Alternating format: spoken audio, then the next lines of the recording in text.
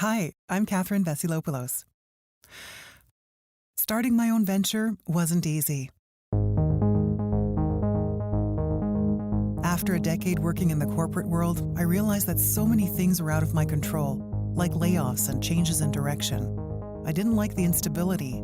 I didn't want that to define my whole career and professional story. And so I left. I started my own company and achieved more than I ever imagined. Now I'm on a mission to share stories from extraordinary entrepreneurs who are changing the world and who never gave up on their vision.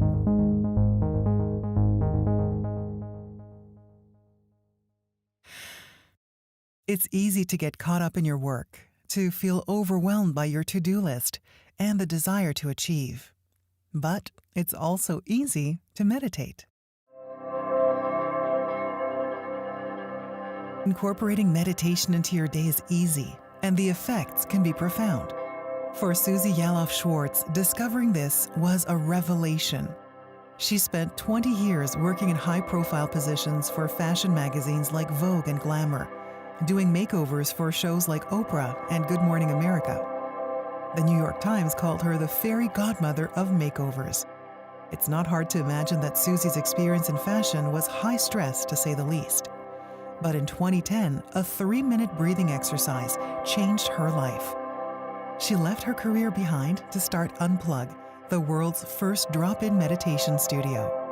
For someone who spent 2 decades thriving on a fast-paced schedule, Suze's philosophy on meditation is surprisingly simple, that you can do it too. She's offering a 30-day free trial of the Unplug app for listeners of And So She Left, which we'll talk about at the end of the episode.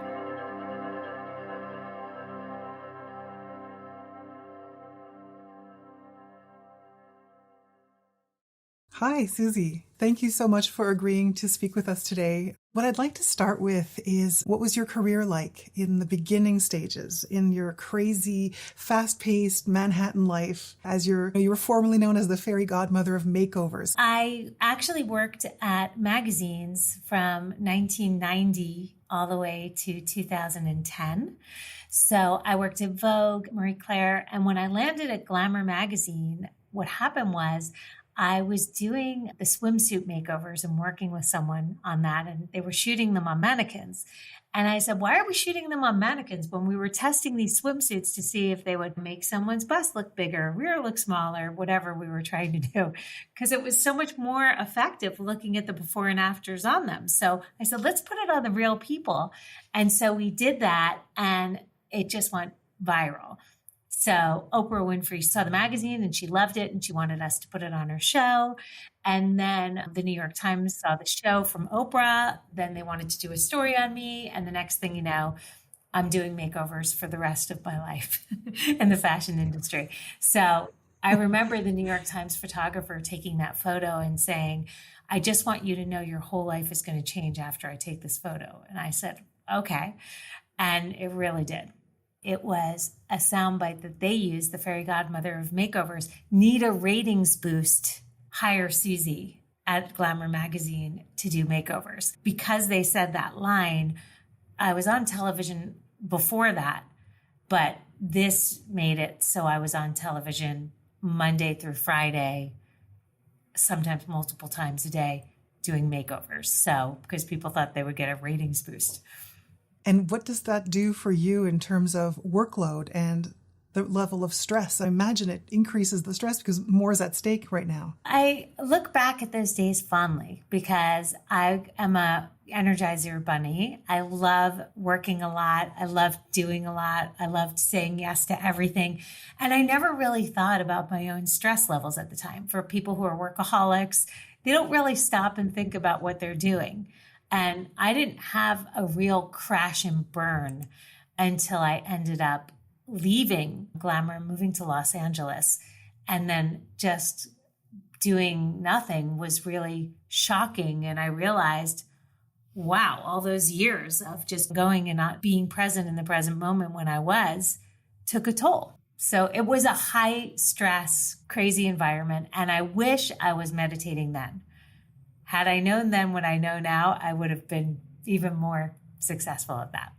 There was one moment in the book that I wanted to ask you about that you called your lowest moment, which was when you were still working in the fashion industry and your assistant brought the wrong bag to a photo shoot. What happened? We were shooting with Good Morning America and Glamour, a huge makeover shoot at NASCAR.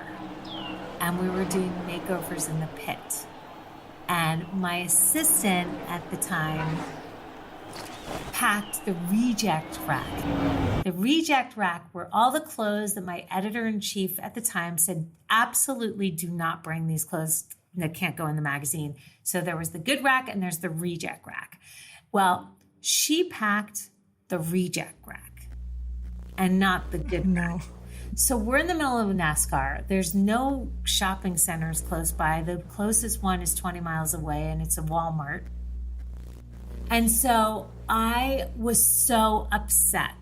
So I think first I scorched the village. I took it out on her. I got really mad at her, yelled at her. Then I started hysterically crying because I was just didn't know what to do. All these people, and I have to be happy because I'm on television and I have a huge team. This is like a $80,000 shoot at the time. We even had a partnership with another company, like a beauty company that came in as well. And then I calmed down and then I did it. I took care of it. But had I been a meditator, I would have never scorched the village. I would have stopped and taken a breath and figured out how to respond to the situation. But because I never meditated, I was just letting the emotions rule me. I still cringe when I think back at that moment, but we've all been there. We've all been so angry that we've taken it out on other people. We've all been so upset that we've just cried and over the dumbest things of all time.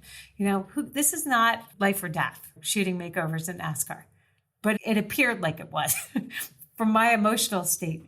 So we all have reactions, but I'm able to pause before I lose it now. It's your reality. It's your problem happening at that moment. It's very important, even though to an outsider it may not be. And I call those moments those volcanic moments where the volcano just, whoosh, everything goes up in flames and everything comes out of your mouth. And before you know it, you've said it and it's too late. You can't take it back. And then you're like, oh no, I did it again. But maybe the meditation is something that will help those of us who are more volcanic than others. I don't know. I'm never going to forget that for the rest of my life, Katherin. A volcanic moment. That is the perfect way to say it. And yes, this is actually stopping the volcano from erupting because the volcanic moment, right? It's the eruption that we wish didn't have to happen. Right. So let's go back a little bit. You were in Manhattan, then you moved to California because your husband is invited to a new job and you take your whole family there. Tell me the steps that had to happen from making that move to then creating Unplug. So what happened was I was actually out in Los Angeles for the Oscars, helping Robin Roberts find an outfit and getting dressed and commenting on the red carpet. And then I went to go visit a friend of mine who lived in Malibu who had 3 kids running in a field. I had 3 hours to go visit him. And I was like, wow, LA is pretty amazing. Our kids are climbing up the walls in Manhattan. Like Joe's kids are living large here in LA. So when I came home as a joke, I told my husband we should move to Los Angeles. 2 weeks later, he gets a call out of the blue about this incredible opportunity to work with one of the most unbelievable humans, Eli Broad. He has a museum here. Eli talked him into it and he's, let's have an adventure and move to LA.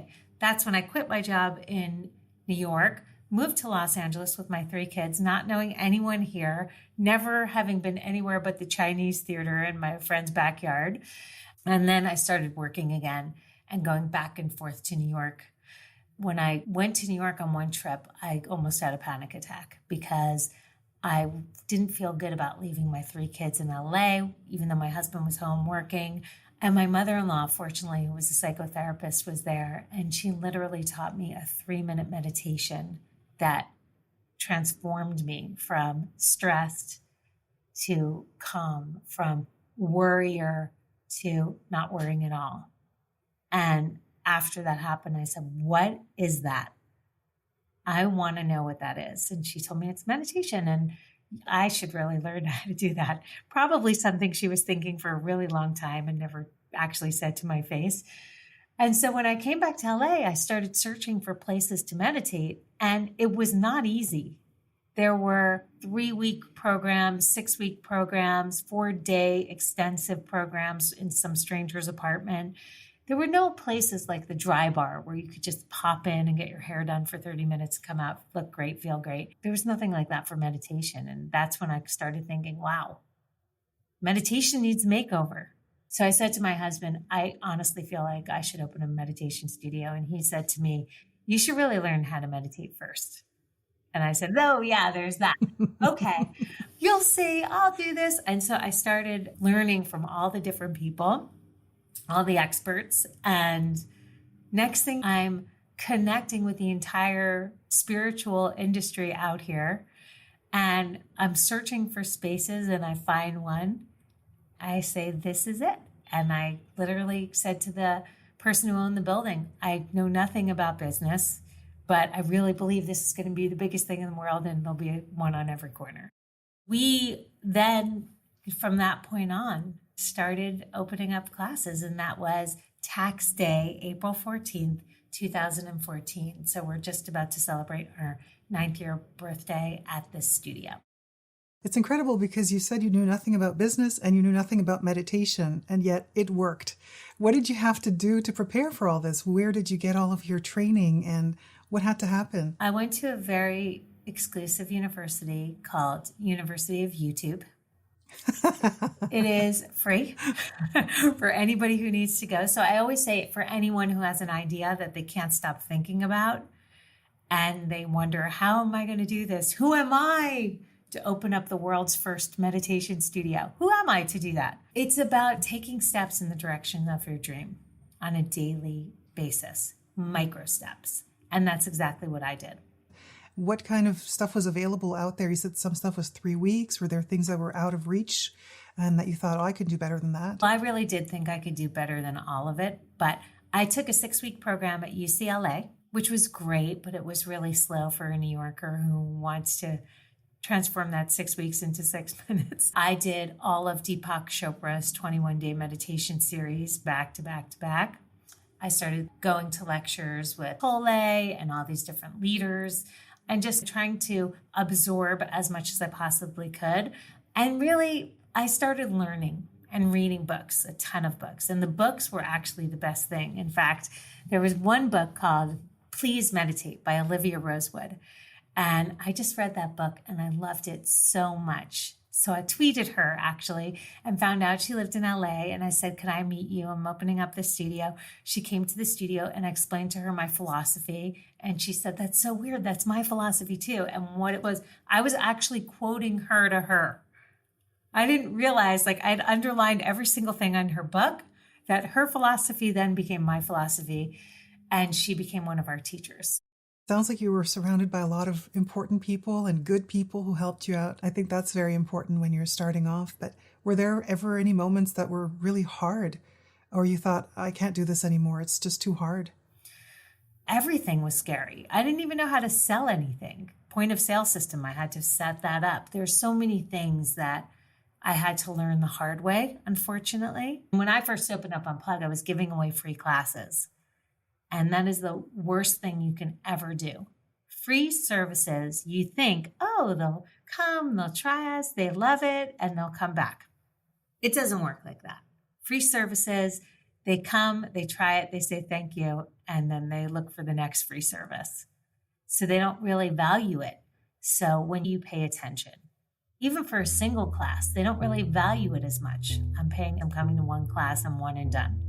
But if you create a 2-week unlimited, which is what we did, all of a sudden you want to get in as much as you possibly can. And then by the time that it's over, you're addicted. And that's when we say, oh, you should join us for membership.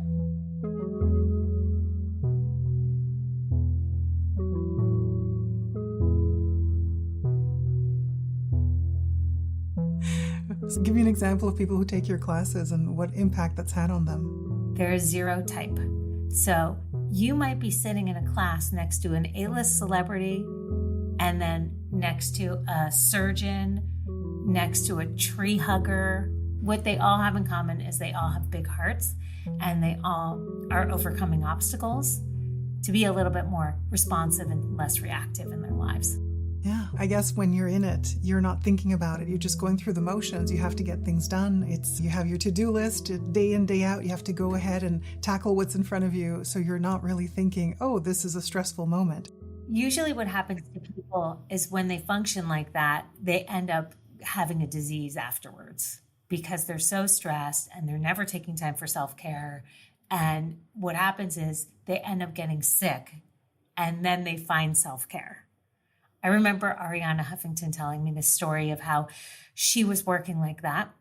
And one day she literally collapsed at her desk and hit her head and was bleeding.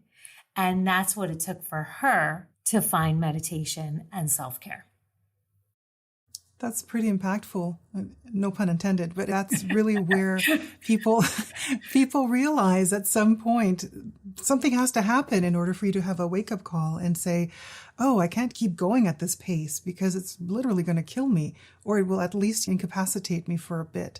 And I guess that's what happened with you in California? It's interesting because I've met so many people like that. There is a client who comes to Unplug who was having panic attacks and going to the hospital, and the emergency room, they knew him at this point because it was happening so often. He was a gold trader, that they started rolling their eyes when he got there. And one day he's looking outside of his office and he sees our studio, and he thought it was built just for him. It was a mirage because they were telling him he needed to meditate. And then he stopped having panic attacks. And one of our teachers lost an organ working in the music industry. She got so sick from stress, and now she teaches meditation all the time. So it's so interesting how powerful, when I say you can't function at that level for too long of a period of time before something takes a toll on your health. I know it's a cliche question, but how does that make you feel? You're giving them this space. You're giving them this opportunity to do something that they may have never tried otherwise. Like, how do you feel about this life choice now? And was this a calling for you? This was a calling. I had an idea and I tried to suppress it, but nothing would let me suppress this. And I was determined to see it through until the end. And it is the greatest decision I ever made in my life, to be able to impact lives. And it's not even me. I'm hiring the teacher, I'm providing the space, but the teachers and the people who work at the front desk or work with me, they're holding space for so many people and changing so many lives. It's such a collective. I don't really see it as an individual. I really don't. And I also feel like I'm the client. So I feel grateful that I get to go. And I'm also grateful that the clients share their stories with me, because I have hundreds and hundreds of stories of people whose lives, a woman credits her baby to us. Her fertility doctor sent her to Unplug after the third fail. She was going to try it one more time for in vitro. She came to Unplug. She was a producer at a television show, and she took a 2-week leave of absence and came to Unplug 3 times a day. And she has a little baby named Sam now. And every time I see Sam, I'm just so happy. And she always says, Sam's an Unplug baby. Oh. Because stress was the thing that was her hurdle for fertility. It was stress. That's what her doctor said. To me, that's one of the most impactful things to hear, is that when somebody takes charge of their own health and decides that they're going to try something else that is not medication-based or is not something that's been bribed, it's something that's from within. I was at a Duke conference, and they said that 70% of Duke students feel overwhelmed 1 or more times a week. And they said that percentage was low compared to the other universities. So mental health is going to be a real focus for universities across America. Our kids, who just went through the worst pandemic of all time, are going to need support. This is something that's been really destigmatized. So we're going to be seeing a lot more people being a lot more open about their mental health needs moving forward. You have a book that you published in 2017, and there was one passage in there which I thought was really important. Is there was an incident nearby concerning a bank. Can you tell me more about that story? That's actually one of my favorite stories because it really shows you how well this can work. So I was at the front desk with my studio manager, and there were about 30 people in the room meditating. And our studio has windows right on Wilshire Boulevard. And from the front desk, we were hearing helicopters and a lot of noise outside of the studio. So Deborah and I decided to take a walk outside, and we looked to the right, and there were 2 police officers pointing guns in our direction. And they said, "Get back in the building and get everyone away from the windows. There's a bank robbery going on." Literally right next to our studio. So we run inside, and panic overcomes us. Like, my whole body's heated. I'm turning completely red. I can barely breathe. I look at her, and her face is white as a ghost. She is just in panic mode. And I said, "We need to breathe. Let's just do that." So we did this 16-second breath, which we learned from David G. It's called the box breath. And we calmed ourselves down. And then I calmly walked into the room. I went up to the front. I took the bell that was at the front on the stage in the studio. I rang the bell and I said, "Hello, everyone. If you could just gently open up your eyes. I'm going to ask you all to leave this room. Nothing to worry about. There's a bank robbery going on next door, and we're just going to go to the back room." Nothing to worry about. Following me to the other room. And we were in lockdown for 3 hours. Oh, wow. So we're sitting in there and we're getting to know each other and we're having fun, and everybody's understanding they can't go outside because there's a bank robbery. And this is one of the strangest things that ever happened to them. And finally, actually, the bank robbers got away with it. And we have a video, I think, somewhere on our website at the bottom under press about the story, because the news channels started coming to the building. Okay. And I thought I was so calm from doing that breath and choosing to remain calm. And I'm like, this is a great PR opportunity.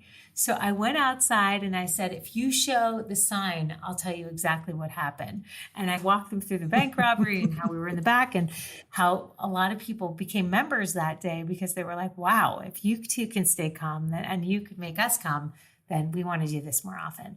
And it was one of those situations that I'll just never forget.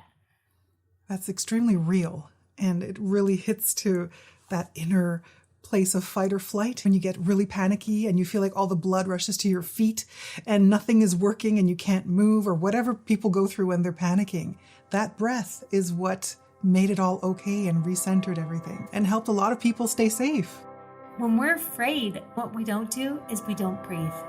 Our breath becomes really shallow. And so consciously just deepening it is the easiest way to self-soothe.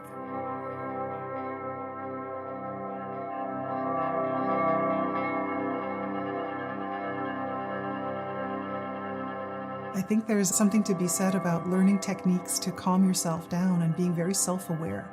Tell me more about these breathing techniques. Can you tell me a little bit more and share? Yeah, as you're talking about this, I'm really thinking about how simple it is, because we all have moments outside of us that are chaotic, that are moments we cannot control, that are moments we wish never were. And in those moments, you can freeze, fight, or flight. That's what they say. If you just took that little space, there is a Viktor Frankl quote, "In between stimulus and response lies a space. And in that space lies our freedom." That space is accessible through counting and breathing. So breathing in for 4, holding for 4, exhaling for 4, holding for 4 is that space. And anybody can do that. You don't have to be a brain surgeon to be able to do it. In fact, I've taught it to brain surgeons who do it all the time now. There is another way to get happy quick, which is literally closing your eyes, and I'll invite you to do that right now. Make sure you're not driving if you're trying this. Pull over. and just visualize your happy place. Where is your happy place? It could be your bed. It could be a beach, forest, hiking. It's your meditation, and what happens in your meditation stays in your meditation.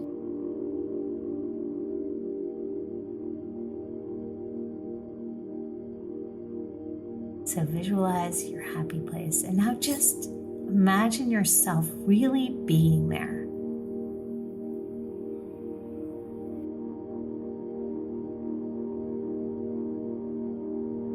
And what are you doing when you're inside your happy place?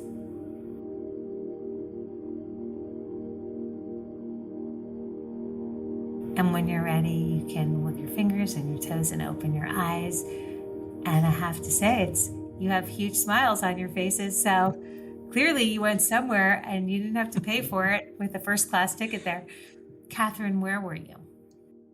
It's the happy place I go to when I go to the dentist, to be quite honest. I close my eyes and I go right there because I can't deal with the drilling and all that. It's a big green field and I'm skipping through the field and I can feel the grass grazing by the side of my legs, and I'm skipping and there's a white butterfly flying around me and keeping me company as I'm doing this, and there's a big beautiful blue sky and a beautiful sunshine, and everything is peaceful and there are no threats. Everything is just peaceful and wonderful, and it's ongoing and it's infinite. The field doesn't end.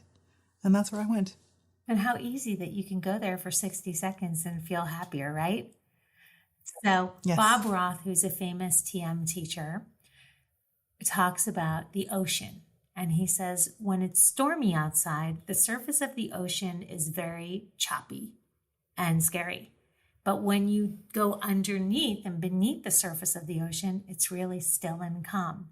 And we are just like that.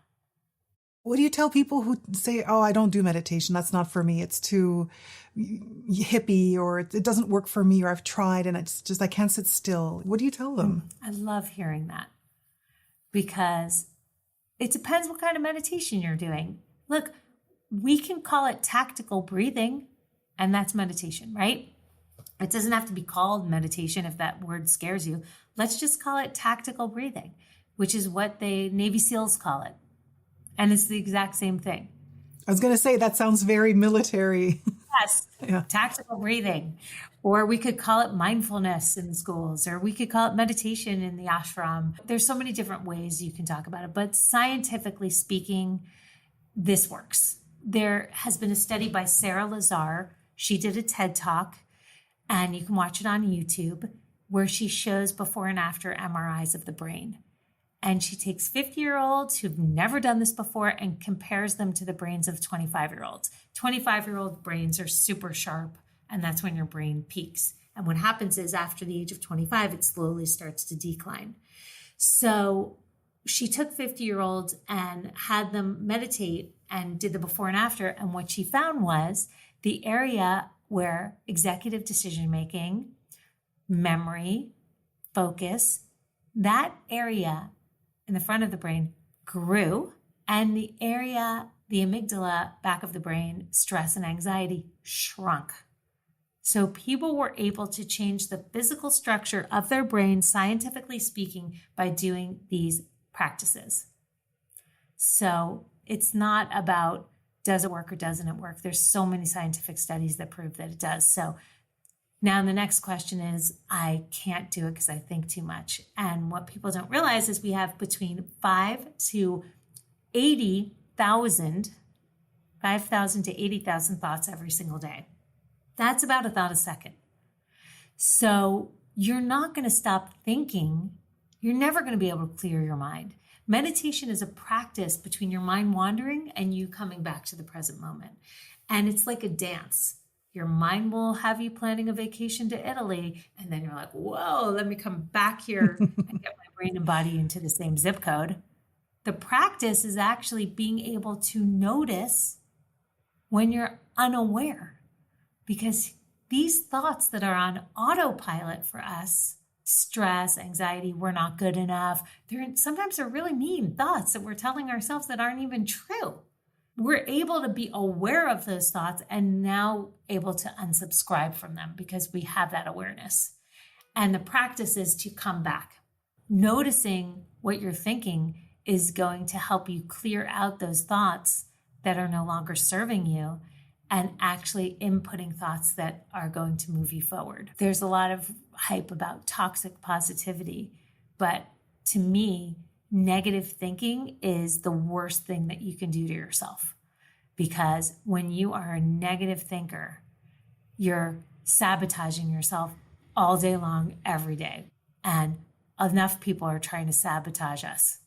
The last person we need it from is ourselves. Exactly. What's toxic positivity? How do you describe that? Toxic positivity is a soundbite used in our world of where they say, think about your happy place like we just did, or find the light. Negative thinkers sometimes really dislike toxic positivity. We can't always be positive, but we can be negative less and less and less and less. And when you start practicing and cultivating your practice by meditating a little bit every single day, then you are able to work your muscle and actually choose where you're going to place your attention and awareness. So for people who are distracted like me, I'm probably one of the most, I love a shiny new thing. Give me a shiny new thing any second and I'm all in. The people who like shiny new objects are really distracted. By being able to be aware of your triggers and your habits and the things that are running on old software, like our brain is, we learned a bunch of stuff when we were young, but we haven't taken the time to edit that stuff out and reprogram ourselves. This is like a reprogramming that you can do for yourself. Where do I want to place my attention? Where do I want to place my awareness? What do I want to focus on? How do I want to feel? These are questions most people don't ever ask themselves, but we do because we're meditators. Can we go back for a second and talk more about, although I love the whole meditation discussion because I don't know a lot about it. And so for me, it's fascinating. But I do want to talk about the transition that you had to make from being a person that works in a fashion industry on the East Coast and doing all these high profile jobs on a constant basis. And then this decision to create a company like Unplug and an app. Tell me about this thought process. How did you think it was going to unfold? And was it easy? Was it hard? Was it scary? It's not easy. It's still not easy. That wasn't easy, and this is not easy. But when you love something so much, and you're passionate about it, you just want to do it every day. So my husband says to me, oh, this isn't even like a job for you. It isn't, because I find it so fun. It is not any slower than what I did at Glamour. I'm slower. But I'm also able to do more in less time now because I'm not getting so distracted by everything. So I'm able to focus for longer stretches and periods of time. When we talk about going from one to another, we think about the skeptic and how do skeptics go from being completely skeptical to doing it. I'll tell you, Travis Elliott, who's a yoga teacher, Lauren Ekstrom, who's one of our teachers on the app, said, how do you know if it's working? Or one of her clients said that. And Travis said, you stop doing it. So when you stop meditating, after you meditate, you remember what you used to be like pre-meditation because it wears off. So I can't even miss a day because if I miss a day, I notice I am not myself. I'm a better mother. I'm a better boss. I'm more focused, I'm more present, I'm less volcanic. And this is something that you probably didn't think would ever happen. You know, when you start your first career, when you're younger, and you don't know what's coming up ahead. And now you see and you look back, you go, yeah, that's pretty cool what I've created. That's the beautiful thing is people might be thinking, oh, I'm not her, I'm not as connected, I can't do this because that's not me. And I want you all to know, whoever's listening to this, that yes, you can. I didn't have a lot of money to start this business. In fact, I bartered my services for certain things. So I did closet makeovers for logo design. I did media training for free legal advice. And I basically bartered with my friends to help me get off the ground. And I was super scrappy. And I always say, if you love something and you have an idea and you want to go forward with it, you can do it at the same time as you have another job. It's when you hit that moment of conflict like I did. I was actually doing segments for Good Morning America. And it was at the time when Kate Middleton was wearing all these great outfits, and they would constantly be asking me, what did I think of what she was wearing? Can you do a segment on that? And I loved it. I loved fashion, but I was unable to do it because I was too busy going to classes, too busy learning about meditation, meeting new teachers. And finally, I couldn't do both anymore. And I had to make a choice. And then my choice became where my passion was, and it was with meditation. So I've never looked back since then. I have a smile on my face right now because I love coming to new realizations, learning something I didn't quite understand before, and now you've connected the dots for me. Are there more meditations? Do you want to? There's one for every mood you want to feel. So if you say, I want to be X, let's say I'm teaching a room of 1,000 people, I can actually have them feel exactly as they want to. So we can try one more. It's not about your to-do list in the morning. It's about your to-be list. That is so much more important, is to think about your to-be list. So for instance, how do you want to show up? Do you want to be calm? Would you like to be present? Would you like to be focused, more disciplined, more energetic, less energetic? I don't know. This is going to be your meditation. So let's begin by closing our eyes. And I'd like you to just visualize how you want to be today. Just come up with one word only. And raise your hand when you have your word. Great, you can drop your hands. And now on the inhale, I would like you to say to yourself, I am. And on the exhale, you're going to repeat your word. And you're going to just do this silently to yourself. I am on the inhale, your word on the exhale, 3 times.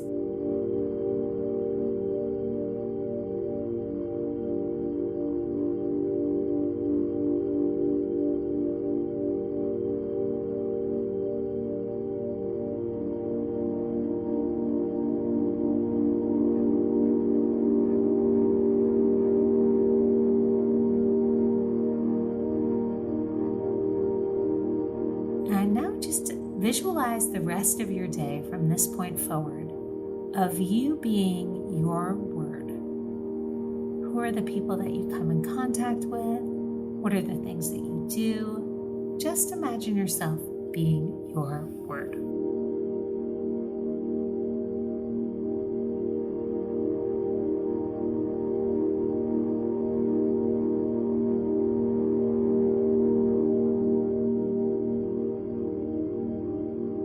And on the next inhale, silently say to yourself your word. And just release the opposite of your word. So if your word is calm, then it's going to be stressed on the exhale. Inhaling your word, exhaling the opposite as if you are releasing the opposite from your body.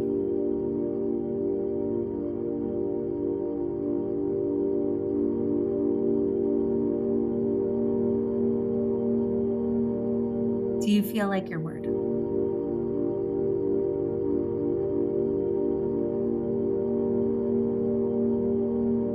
And when you're ready, you can open your eyes.